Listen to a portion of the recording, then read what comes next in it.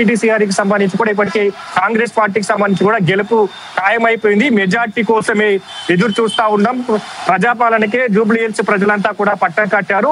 ఇక కాంగ్రెస్ పార్టీ అభివృద్ధి వైపు మొగ్గు చూపారు. 10 ఏళ్ల బీఆర్ఎస్ పాలనకు సంబంధించి కూడా అభివృద్ధి కుంటుపడింది. ఇక్కడ జూబ్లీ హిల్స్ ప్రజలకు ఇచ్చిన హామీలన్నింటిని కూడా కాంగ్రెస్ పార్టీ నెరవేర్చబోతా ఉన్నది. ప్రజలకు సంబంధించి కూడా ప్రజాపాలన వైపే, డెవలప్మెంట్ వైపే కాంగ్రెస్ పార్టీ ఏదైతే జూబ్లీ హిల్స్ ఓటర్లంతా మొగ్గు చూపారు కాబట్టి వాళ్ళందరికీ కృతజ్ఞత తెలుపుతూ వస్తుంది. ఎందుకంటే 5వ రౌండ్ కి సంబంధించి కూడా కొనసాగుతా ఉన్నది. 12,000 పైచిలకు మెజార్టీతో కాంగ్రెస్ పార్టీ అభ్యర్థి నవీన్ యాదవ్ గెలుపు ఖాయమన్నట్టుగా కూడా మంత్రులంతా కూడా ధీమా వ్యక్తం చేస్తున్న పరిస్థితి అయితే కనిపిస్తా ఉంది. కాబట్టి మరికొన్ని డివిజన్లకు సంబంధించి కూడా ఇంకా 4 డివిజన్లకు సంబంధించి కూడా లెక్కించేది ఉంది. దాంట్లో యూసుఫ్ కూడా, సోమాజీ కూడా, ఇక ఎర్రగడ్డకు సంబంధించిన కొన్ని బూతులు, అలాగే బోరబండ డివిజన్ కి సంబంధించి కూడా 18 బూత్ల లెక్కించి, అలాగే 9వ రౌండ్ కి సంబంధించి కూడా బోరబండ అలాగే ఎర్రగడ్డకు సంబంధించి కూడా పలు బూతులకు సంబంధించి కూడా లెక్కింపు ఉంటుంది. ఇక ఫైనల్ గా ఎర్రగడ్డ డివిజన్ లోని 29 బూతులు, 10వ రౌండ్ లో 29 ఎర్రగడ్డలోని 29 బూత్ సంబంధించి కూడా లెక్కింపుతో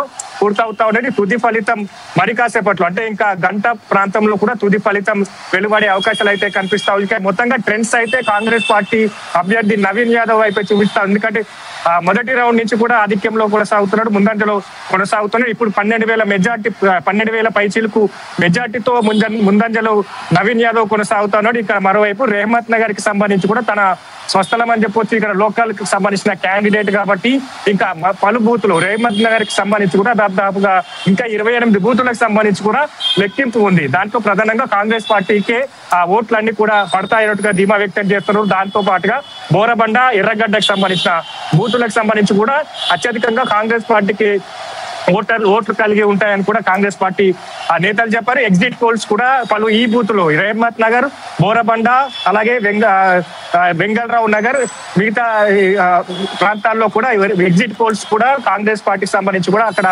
ఓటు బ్యాంకు అధికంగా ఉన్నట్టుగా కూడా పలు ఎగ్జిట్ పోల్స్ స్పష్టం చేశాయి. ఇందులో భాగంగానే ఇక ఈ వచ్చే బూత్లకు సంబంధించి కూడా ఇక మెజార్టీ పెరిగే అవకాశాలు అయితే కనిపిస్తా ఉన్నాయి. ప్రధానంగా ఇప్పటికే కాంగ్రెస్ పార్టీ నేతలు కావచ్చు, మంత్రులంతా కూడా ధీమా వ్యక్తం చేస్తున్నారు. దాదాపుగా 35,000 పైచీలకు ఓట్ల మెజార్టీతో కాంగ్రెస్ పార్టీ అభ్యర్థి నవీన్ యాదవ్ గెలుపు ఖాయమంటూ కూడా ఇప్పటికే ధీమా వ్యక్తం చేస్తున్న పరిస్థితి అయితే కనిపిస్తా ఉన్నది. కాబట్టి ఇక మరి గంట ప్రాంతంలో తుది ఫలితం వెలువడే అవకాశం అయితే ఉంది. లక్ష్మణ్ అయితే హరీష్, ప్రధానంగా చూసుకుంటే కాంగ్రెస్ పార్టీని ప్రజలంత నమ్మడానికి గల ప్రధాన కారణం ఏంటంటారు? అది బీఆర్ఎస్ మీద ఉన్న వ్యతిరేకతగా భావించాలా, లేదంటే కాంగ్రెస్ పార్టీ అధికారంలో ఉంది కాబట్టి మనకి డెవలప్మెంట్ అవడానికి కంపల్సరీ ప్రభుత్వం వైపు నిలబడాలని ప్రజలు అనుకున్నారనుకోవాలా? ఏంటంటారు, ఎందుకు నిలబడ్డారు కాంగ్రెస్ వైపు ప్రజలు?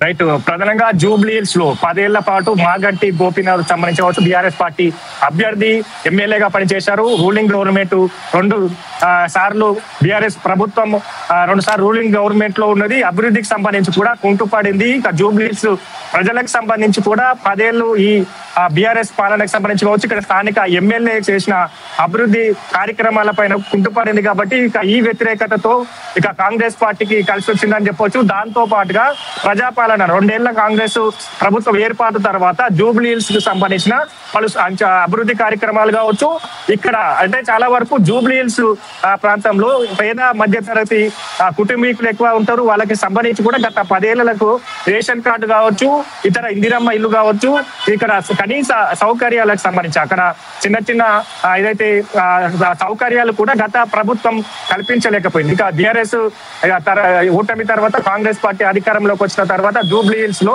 ప్రజాపాలనలో ప్రతి ఇంటికి సంక్షేమం అందినట్టుగా కూడా స్పష్టంగా ప్రజలే ప్రచారంలో తెలపడం జరిగింది. ఇందిరమ్మ ఇల్లు అంటేనేమి సన్న బియ్యం పంపిణీ కావచ్చు, అలాగే మిగతా ఏదైతే ఇక్కడ సీవరేజ్ కి సంబంధించిన డ్రైనేజ్ సమస్యలు కావచ్చు, వర్షం వస్తే కూడా డ్రైనేజ్ కి సమస్యలకు సంబంధించి కూడా ఈ రెహమత్ నగర్ ప్రాంతాలకు సంబంధించి కావచ్చు, ఇక్కడ జూబ్లీ హిల్స్ బస్తీలోను వాళ్ళు కాలనీలు నీట మునిగిపోయి ఇంకా చెరువులు తలపించాయి. సిచ్యువేషన్స్ ఇప్పుడు రాలేదు.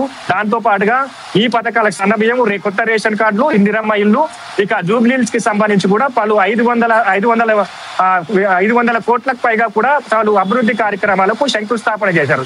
దాంతో పాటుగా నవీన్ యాదవ్ ని గెలిపిస్తే కాంగ్రెస్ ప్రభుత్వం నుంచి జూబ్లీహిల్స్ ని మరింత అభివృద్ధి చేస్తాం, వీటన్నిటికీ ప్రజలకు ఇచ్చిన హామీలను నెరవేరుస్తామన్నట్టు కూడా చెప్పడం జరిగింది.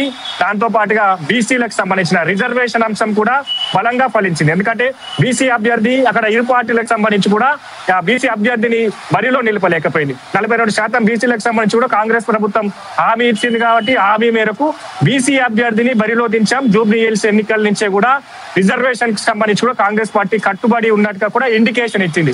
వీటన్నిటికీ సంబంధించి కూడా జూబ్లీహిల్స్ ఓటర్లు కావచ్చు, ముఖ్యంగా ఏదైతే ఈ జూబ్లీహిల్స్ పరిధిలోని 7 డివిజన్లలో రేషన్ కార్డుల పంపిణీ, సన్న బియ్యం కావచ్చు, ఇందిరమ్మ ఇళ్ల పంపిణీ ఈ ఇంపాక్ట్ అయితే పడ్డది. దాని తర్వాత కాంగ్రెస్ ప్రభుత్వం తర్వాత ఏవైతే ఆలోచిస్తుందో వాటిని నెరవేర్చబోతా ఉన్నామని కూడా చెప్పడం జరిగింది. కాబట్టి ఖచ్చితంగా వీటిని ప్రజలంతా నమ్మారు, విశ్వసించారు.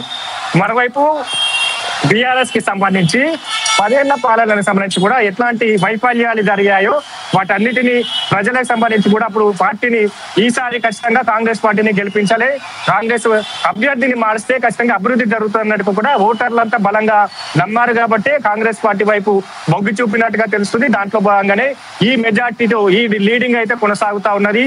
మొత్తంగా కాంగ్రెస్ పార్టీ ప్రజాపాలన డెవలప్మెంట్ వైపు అయితే అడుగులు పడతా ఉన్న పరిస్థితి అయితే కనిపిస్తా ఉంది. ఇంకా 4 రౌండ్లు మిగిలి ఉన్నాయి కాబట్టి ప్రజలకు సంబంధించి కూడా ఇలాంటి తీర్పు ఇవ్వబోతున్నారు, ఎంత మెజార్టీ ఇస్తారు, లేదా ఈ ట్రెండ్స్ ఏమైనా తారుమారు కాబోతున్నాయి అన్న ఇంకా తెలియాలంటే ఇక గంట పాటు వెయిట్ చేయాల్సిన అవసరం అయితే ఉంది. లక్ష్మీనాథ్, అయితే ప్రధానంగా చూసుకుంటే ఈ జూబ్లీ ఉప ఎన్నిక ఏదైతే ఉందో రాబోయే కాలంలో మరీ 2-3 చోట్ల ఉప ఎన్నికలు రావడానికి అంకురార్పణ జరిగింది అనుకోవచ్చా?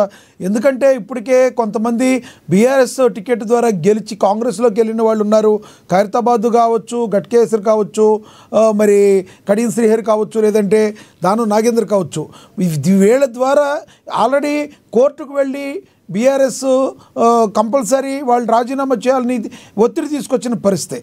ఈ రోజున వీళ్ళే స్వయంగా రాజీనామా చేసి మరి మళ్ళీ ఉప ఎన్నికలకి వెళ్ళడానికి అవకాశం ఈ జూబ్లీ కాంగ్రెస్ గెలుపు ద్వారా అయ్యే అవకాశం ఉందంటారా? కాంగ్రెస్ పార్టీ వెళ్ళే అవకాశం ఉందా? ప్రధానంగా పార్టీ ఫిరాయింపుల అంశానికి సంబంధించి కూడా స్పీకర్ వద్ద ఇప్పుడు విచారణ కొనసాగుతా ఉన్నది. దాంట్లో 10 మంది ఎమ్మెల్యేలు కాంగ్రెస్ అధికారంలోకి వచ్చిన తర్వాత 10 మంది ఎమ్మెల్యేలు బీఆర్ఎస్ నుంచి కాంగ్రెస్ పార్టీలో చేరారు. వాళ్ళపైన చర్యలు తీసుకోవాలి. పార్టీ ఫిరాయింపుల చట్టం ప్రకారం వాళ్ళపైన వేటు వేయాలంటూ కూడా బీఆర్ఎస్ ఎమ్మెల్యేలు ఇక్కడ ఫిర్యాదు చేసి సుప్రీంకోర్టును ఆశ్రయించారు. సుప్రీంకోర్టు కూడా ఇక స్పీకర్ కి చర్యలు తీసుకోవాలంటూ కూడా ఆదేశించింది. అది కొనసాగుతా ఉన్నది. దాంట్లో ప్రధానంగా దానం నాగేందర్, ఖైరతాబాద్ ఎమ్మెల్యే సంబంధించి కూడా దానం నాగేందర్ కి సంబంధించిన నోటీసులకు వివరణ ఇవ్వలేదు. ఆయన బీఆర్ఎస్ లో ఎమ్మెల్యేగా కొనసాగుతూ కాంగ్రెస్ బీఫామ్ పైన ఎంపీగా పోటీ చేయడం జరిగింది. ఈ అంశాన్ని బలంగా లేవనెత్తింది బీఆర్ఎస్. ఇదే ఆధారాన్ని సుప్రీంకోర్టుకు సంబంధించి కూడా అఫిడవిట్ రూపంలో సమర్పించింది. వైపు స్టేషన్ గణపూర్ ఎమ్మెల్యే సంబంధించి కూడా ఆయన ఆ నోటీసులకు రిప్లై ఇవ్వలేదు. అంటే ఇద్దరికి సంబంధించి కూడా ఇప్పుడు ఇలాంటి చర్యలు తీసుకోబోతుంది. ఒకవైపు ఖైరతాబాద్